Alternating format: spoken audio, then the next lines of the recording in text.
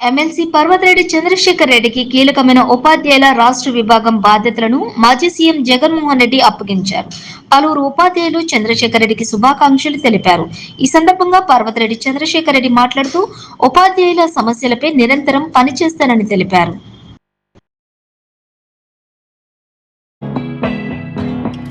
ఈ స్థానంలో ఉంటాను నేను.